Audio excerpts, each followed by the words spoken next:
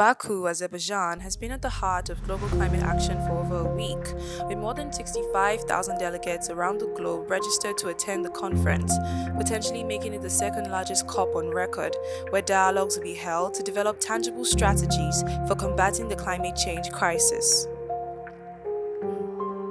UN's COP29 climate talks got off to a shaky start on Monday, 11 November 2024, when the host nation attempted to repeat the UAE's COP28 Day 1 win by pushing through a deal on Article 6.4, which governs international carbon trading in a move described by one party as a horrible precedent. This year's COP29 has been termed the Finance COP, with nations facing the challenge of agreeing on a new collective quantified goal to fund global climate action. Deep divisions remain, with developing nations seeking at least $1 trillion annually in grants, while developed nations like the US and the EU push for a mix of public and private funding. Disagreements also persist on the timeline for implementing the goal, ranging from 2025 to 2035. Setting a tense tone for negotiations. In this development, the UK Prime Minister announced the launch of the CIF Capital Market Mechanism on the London Stock Exchange, which aims to mobilize up to $75 billion, with the World Bank and other financial institutions also pledging $120 billion in annual finance by 2030.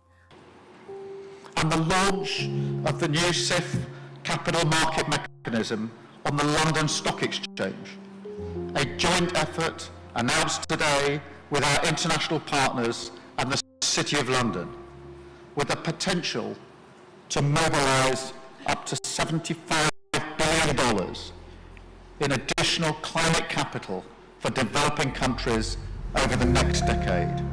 While some are enthusiastic about the recent financial pledges, others remain skeptical to see if these talks on climate change will actually change anything. Are they just political propagandas or genuine remedies?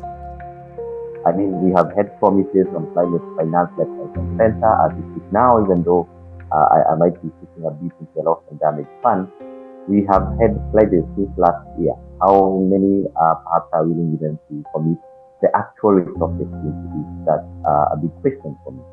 I think the UK is definitely a trendsetter in terms of the climate agenda and also the geopolitics agenda.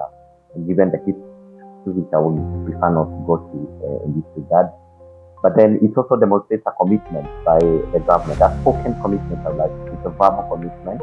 We would wait for 2035 to see the realization of it. The conference further witnessed a contentious stance on the fossil fuel transition, with debates intensifying around how or whether to advance last year's global stocktake, where parties pledged to transition away from fossil fuels, and Azerbaijan's president referring to oil as a gift of God, further deepening doubt about whether the conference's ambitious transition goals can truly be realized.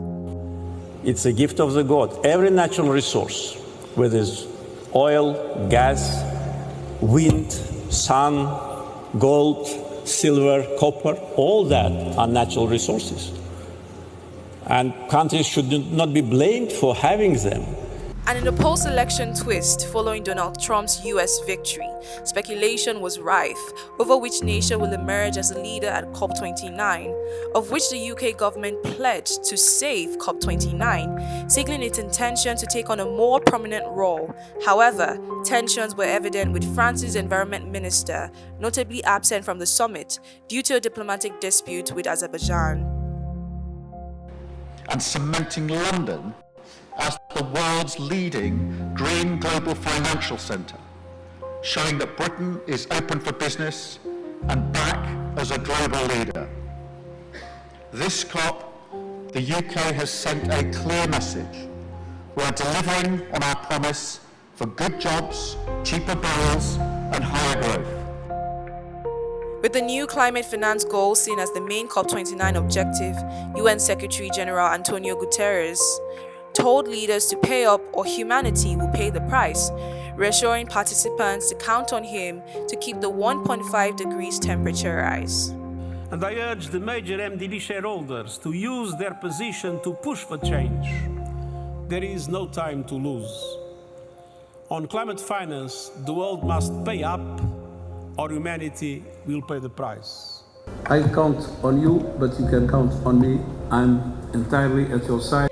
In a week marked by high stakes, financial pledges, and heated debates, COP29 in Baku has underscored the urgency of decisive action on the climate crisis. While significant commitments have been made, questions linger about whether these talks will translate into genuine progress or remain political posturing. As the conference unfolds, the world watches closely, hoping for concrete outcomes that match the scale of the challenges ahead.